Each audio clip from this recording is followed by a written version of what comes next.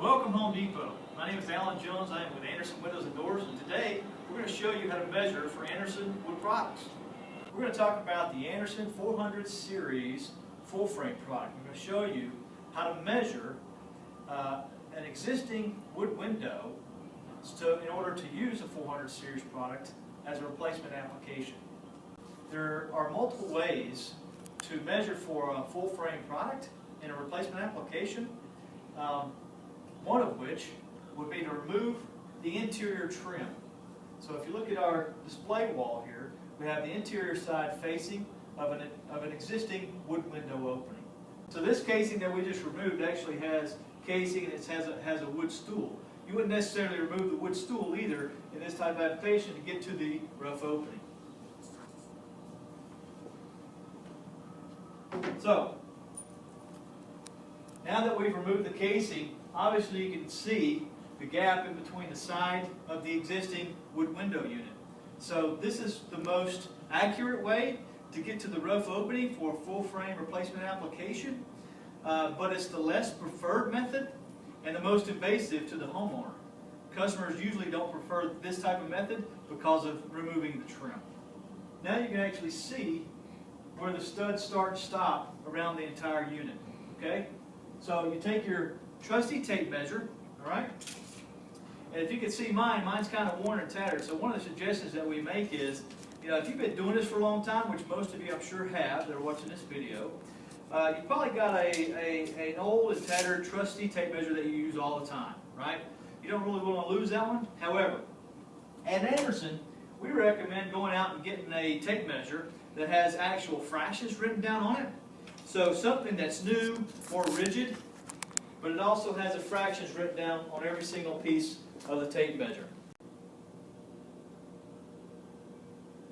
So I'm going to take the new tape measure and I'm going to measure. So when you measure these, you always want to measure in 3 different places because the measurements may not be the same depending on how square that opening is. Okay? So we measure the width first. I've got 30 1/4. I have 30 1/4, okay? And I have 30 1/4. Okay, so keep in mind, I just measured those. All 3 of them came out to be identical, which is really not your typical application. They might not all be the same. But keep in mind, once you take the first measurement of the width, you want to go ahead and write it down on your measurement worksheet.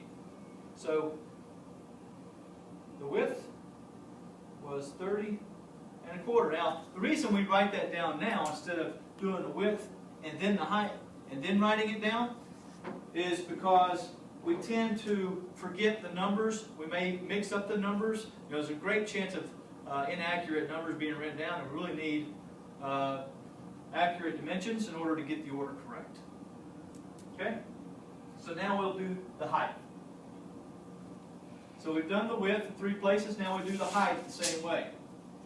So we measure from stud to stud, okay? And I've got 41 1/2, 41 1/2, 41 1/2. Okay, now that we've made our measurement for our height, we've got 41 1/2, and I'm going to write that down on my measuring tool.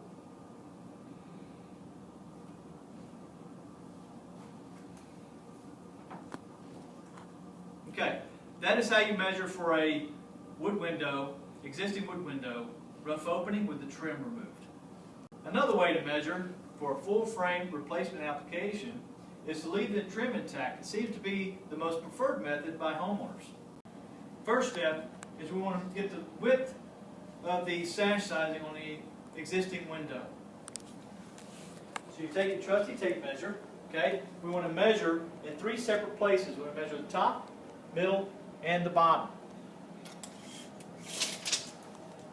So you want to measure from jamb to jamb. So top is measuring right at 27 7/8 of an inch. Okay? In the middle is measuring the same, 27 7/8. Okay? So now, since we're simulating an old wood double hung, we don't really have balancers in this window to illustrate. However, we will use it to hold up the sash, to support the sash, because most of your old wood double hungs, the balancer may be broken anyway. So we will use something to hold up the sash so we can get to that other measurement.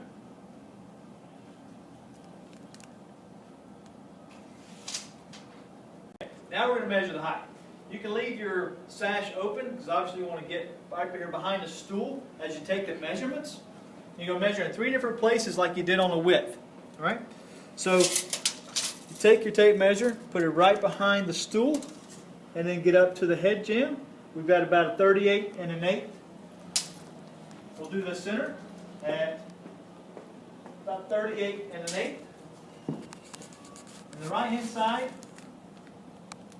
turns out to be right at about 38. Okay? So you take those measurements, and remember we said take the smallest measurement of the 3 and write it down on your worksheet. In this training session, we're going to show you a new method that we developed that will help show you the relationship between sash sizing that you would do for an insert and relate it to our full frame products. And we're going to show you how they work together to get to that rough opening in order to fill that hole. Okay, so in this section we're going to actually show you how to use this size reference chart that we've developed.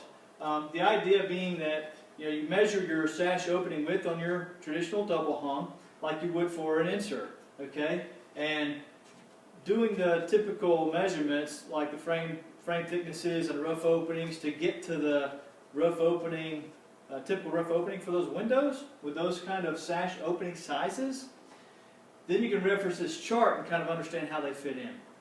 So the first one, we've taken the example of 28 by 38. So your width is 28, your height is 38 on your sash opening, okay? And we want to actually use a 400 series tilt wash or Woodwright double hung to fill that opening. And we're also going to do a 400 series casement in each one of these examples. All right, so the first example, 2838, we've recorded it on our actual record sheet, okay? Now we want to reference our size guide on the width and the height for each one of these to know what unit falls in play. So if you take the width of 28 and you're looking at 400 series Woodwright or tilt wash, then you would look at the width first and you would find 28-inch sash opening width. Okay, so here's your 28-inch. So in a 400 series tilt wash unit, you would actually be looking at a nominal size width of 2.4. That's 2 foot 4 inches. Okay? So now that we identified in the tilt wash or Woodwright what the nominal width would be, we want to write it down in our standard size area. So 2.4 on the width. Now you're thinking about the height, okay? And we're only talking about tilt wash and Woodwright this time. So the height is 38 inches. So you want to move over to your height section, okay? Go down to where it says 38, all right? The nominal size for a tilt wash and Woodwright would be 32, okay? 3 foot 2 inches, all right? So then you would write that down. Now, on a standard size, for a standard size unit, the call size for a tilt wash or Woodwright to fit a 2838 sash opening unit would be 2432. So 24 on the width and 32 on the height. Okay? And that would be a standard size to fit that typical opening. So now, let's look at a casement in that same size opening, 28 by 38. So as you go across the board, you already know your 28 will fit a 2.4 for a tilt wash and Woodwright. What would fit in the casement family? Well, you're falling in between two standard size units. You've got a CW1 and a CX1 for standard size units. And you can't round up in this scenario because you don't want to get too big for your rough opening. So you really want to downsize on your width to fit that opening. Now, you can do a couple things. You can downsize or you can custom size. It's your preference. But if you want to use a standard size product, save on lead time and some cost, CW1 would fit that width. Now you'd move over to your height of 38. Okay? So we said the width was a CW1 if you want to stick with standard size. I'm going to go ahead and write that down too, just to keep track of it. Okay? 38 was the height. So what casement would fall? You would want to, this is your tilt wash woodwright section. Here's your casement section. So it's a 38-inch height. A 3.5 would actually fit. So your nominal width on your casement is going to be a CW1 3.5. CW135. That's your standard size unit. Alright, so for the other example, in the 400 series family, we're looking at a 32 by 46 sash opening. Okay? So we'll look at doing the tilt wash woodwrights and casements to fill this opening. So you have a 32 by 46 sash opening size. Your 32 is going to be your width. So you would move to your sash opening width and you would find 32. And then you could see in the tilt wash woodwright column what unit would fit that width. So it would be a nominal size of 2.8, which would be 2'8". So if you were going to use a tilt wash woodwright unit for this opening, you would choose a 2'8" unit. Okay, write that down. Now, for your height is a 46. So we'd move over to the height section and we'd find 46. So if you look down at the bottom, in this column, in the tilt wash woodwright column, you'd see that a 3'10" unit would fit that opening. Okay, so you write that down. Now that's your standard size unit that would fit a 32 by 46 sash opening size in a woodwright or tilt wash unit. Okay, so now let's talk about casements. Same thing. You have a sash opening size of 32 by 46. Now, you would go find your width again, 32. You would move over to the casement column. So you have 32. Casement column, there's nothing that fits it right away, right? So you'd have to either step down to get a standard size unit or custom size. So we're going to step down to a width of CR2. So you write that down. Now think of the height again. So 32 by 46, 46 being the height. You go over to your height section. 46, okay, is your height. Now you would go over to the casement section and you would see in the same scenario, there's really not a standard casement that hits that exact opening for rough opening. So you would downsize to stay in a standard size unit, and that would be a 4, okay? So your width was a CR2 and your height is a 4, so the actual standard size unit to fill that opening will be a CR24. Okay, and the last example in 400 series family is going to be a 33 by 44. Now I know that's not usually a standard size for a sash opening, but you never know what you're going to run across. So we're going to take the width of a 33-inch and we're going to find it on the chart like we did before. So here's your 33-inch row. And then you have nothing in the 400 series woodwright or double hung family that actually fits exactly like we found before. So you can do one or two things. One is downsize to get a standard size unit to fill that opening and then pad it or custom. Or you can custom size, right, to fill it. So we're going to step down in this scenario and use a nominal width of a 2'8". Okay? 2'8".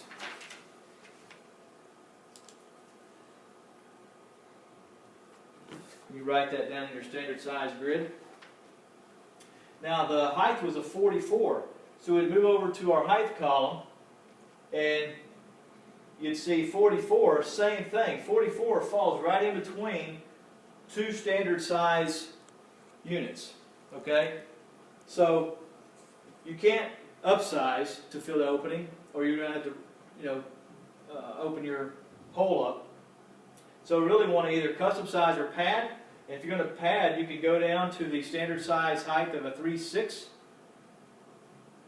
or custom size to fit the hole better. So we said the width is going to be a 2/8 if you want to stick with standard size. Height needs to be a 3/6 if you're going to stick with a standard size. So that was a 2/8, 3/6 unit. Okay, so before we get into the casement scenario of this last one, let's really understand the difference between custom size and standard size units. If you're talking standard size or custom size unit, standard size is a better lead time for the customer, a better price for you and the customer, right? And you know that you can sell the job same day and walk out of the house that night knowing that the unit's going to fit, and not require an SPR. Okay, so there's a lot of positives regarding standard size units as opposed to custom in these scenarios. Okay, when you talk about a casement this size, 33 by 44, 33 by 44 sash opening size, and you're trying to get a casement to fit that rough opening for a full frame, 33 is going to be your width. If you look at the casement section, you really fall just in front of the CXW1 width. So you can't move up, so you got to move down. So if you want to stay within standard size unit, you need to go to a CR2. Okay, so you really have the option to custom size here or pad the opening, making sure the customer understands the difference that it's going to make in her opening size and glass size and stuff. So you like a CR2 for your width. I'm going to write that down. Okay. Now we're coming back, so we're looking at the height now. It's 44. So if you look at your casement section and you look at the height of 44, you really have nothing that falls in line with that as far as a standard size unit.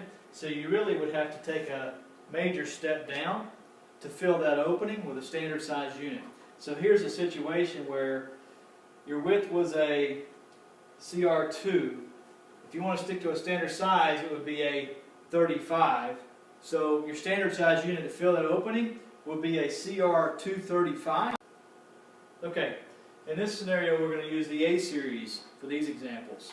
It's one thing to keep in mind when you're talking about A series.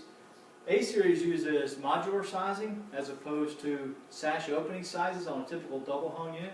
So modular sizing basically means so no matter what unit that you're choosing, whether it's a double hung, casement, picture window, all the sight lines are going to line up and the actual units are going to be the same size, and you'll see it on the chart a little bit, okay, to really understand how A series was designed. Okay, so let's move on with our first sash opening width of 22 by 41 example. So 22 by 41, 22 being your width, 41 being your height. So if you want to, similar to the way we did before, you find your width section, okay, and you go down to where it says 22 because that is our width. And then you would see the nominal call size on an A series unit to fit that opening would actually be a 2.0, okay, a 2.0 unit. So we'll write that down.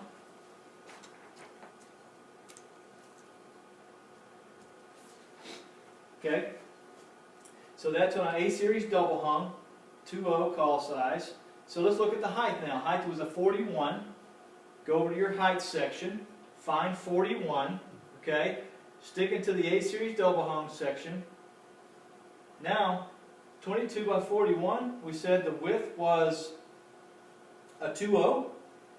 Height of 41 would get you to a 3.8. Okay, so your standard size unit to fit that opening should be a 2.038. Okay, so if you remember what I said about A series modular sizing, if you really, I'm not sure if you noticed it or not, but when you look at these charts, the double hung and the casements actually line up in the same sections, right? So your casement size would be a 2.038. All right, this next one is 32 by 46. So if you think of 32 width, you find your 32. That would be a 210 nominal size.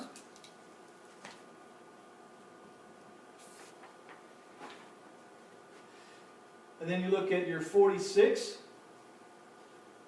Okay, 46, there's really not a size that falls right on that number.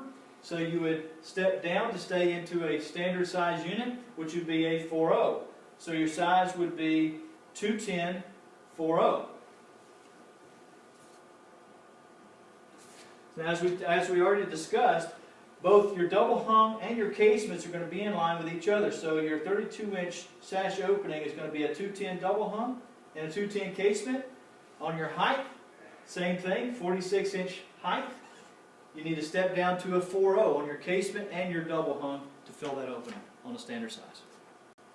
Okay, and the last example, 24 by 36. So you'd find your width of 24.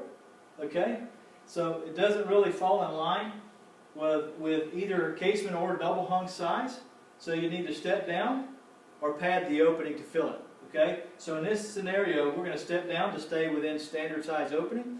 It's going to be a 2.0 width for your casement or double hung. Write that down. Okay, 36-inch height, same thing. Find 36. It falls just in front of the 3/4 size. So you can't move up, so you need to step down or pad the opening. So for a 36-inch height, you need to step down to a 3.0 height on your double hung or casement unit in order to fill that opening. Okay, so hopefully this example has really helped you learn how to use the size grid compared to a typical wood double hung sash sizing. Let us know if you have any questions. Okay, now that we have our sash sizing, we can take those measurements and show you, by using our cross-reference guide that we've created, show you how it relates to an Anderson 400 series double hung product. And in this scenario, it actually relates to a 2432. And today, right now, we have a tilt wash 2432 unit. We're actually going to show you how that window fits into the existing wood window opening and how that works and how we came to that conclusion. So the first thing we want to do is remove the exterior trim. So this scenario is showing you a brick mold exterior, okay, with siding. So we would remove the exterior trim to expose the blind stop. We expose the blind stop and the rough opening along with the exterior sheething that's around this window on the exterior. Okay? Okay. The existing window comes out.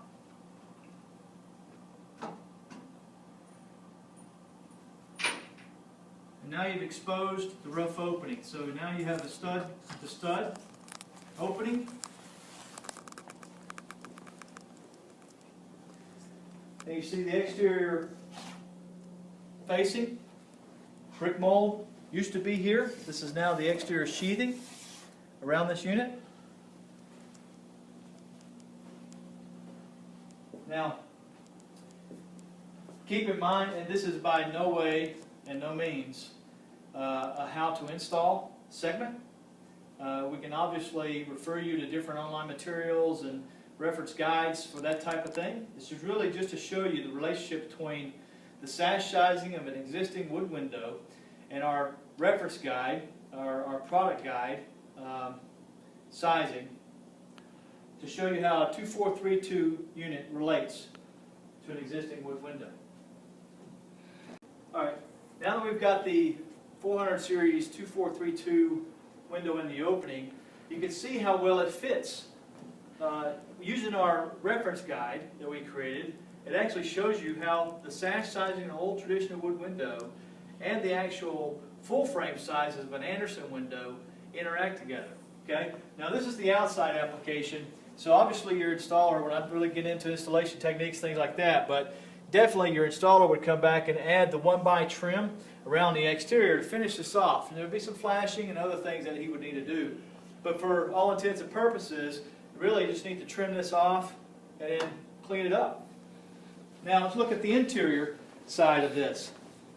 As you can see, with the interior side, now the unit comes back to the interior section of the drywall, right? So really, you're not going to be able to use the existing trim that was there before, but you certainly would be able to add more trim around this unit to finish it off and to give it a nice clean appearance. Okay, in this application, we're going to show you how it fits into an opening that has 5/4 board on the outside. Okay, so keep in mind the sizing that we measure for the insert stays the same. Don't get caught up in this being wider and thinking that the overall window is going to be wider, all because this is wider, okay, than the brick mold that we saw in the other episode. So, same situation. So we want to remove the exterior trim to get started.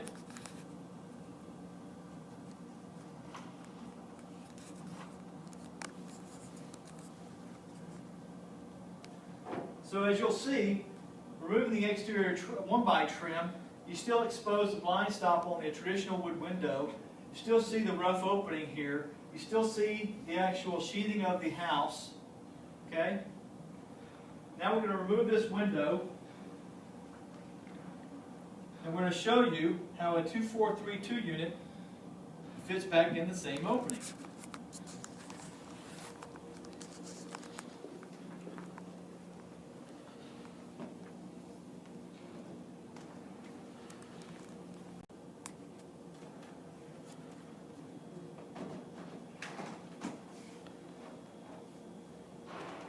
Alright, so as you can see, it still fits into the same rough opening. Now you've got a little bit more sheathing on the outside to cover up after the install. So you install the window unit, of course the installer will come back and rip down some 1x trim to finish this thing off. Now look at the interior. The interior is basically the same. So your window unit will come in and sit flush to the interior where the drywall is. As you can see, this is a full frame replacement installation.